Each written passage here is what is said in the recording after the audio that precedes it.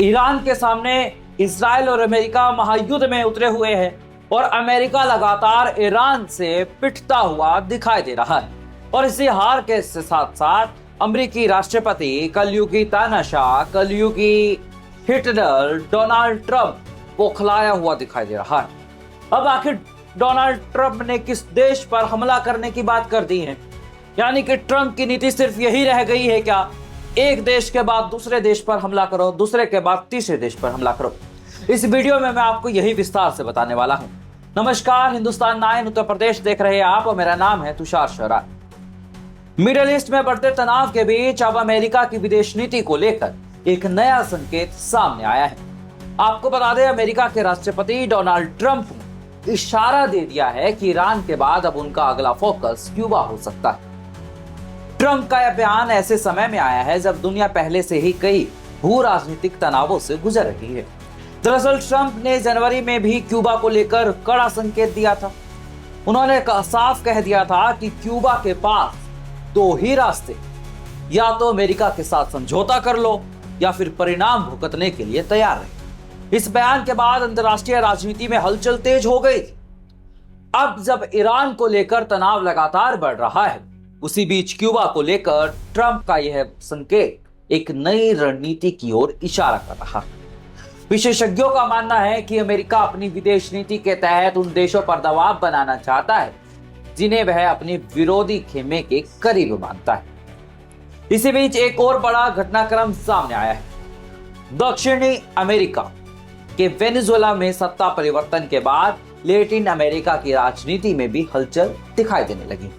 कुछ विशेषज्ञों का मानना है कि वेनेजुएला में हुए बदलाव के बाद अमेरिका अब पूरे लैटिन अमेरिका में अपनी रणनीति को और आक्रामक बना सकता है और इसी रणनीति के तहत क्यूबा पर भी दबाव बनाया जा सकता है। अगर इतिहास की बात करें तो अमेरिका और क्यूबा के बीच रिश्ते हमेशा से काफी तनावपूर्ण रहे। 1960 के दशक से लेकर आज तक दोनों देशों के बीच कई बार टकराव की स्थिति बनी।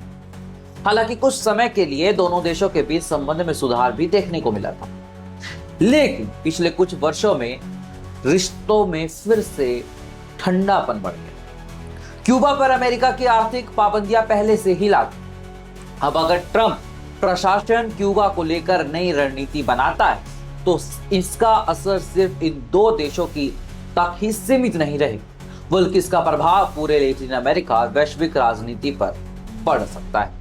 विशेषज्ञों का मानना यह भी है कि इस पूरी रणनीति के पीछे एक बड़ा कारण चीन और रूस का बढ़ता प्रभाव भी हो सकता है। पिछले कुछ वर्षों में क्यूबा और वेनेजुएला जैसे देशों में चीन और रूस के साथ अपने संबंध मजबूत हैं। ऐसे में अमेरिका इन देशों पर दबाव बनाकर अपने प्रभाव को बनाए रखना चाहता है।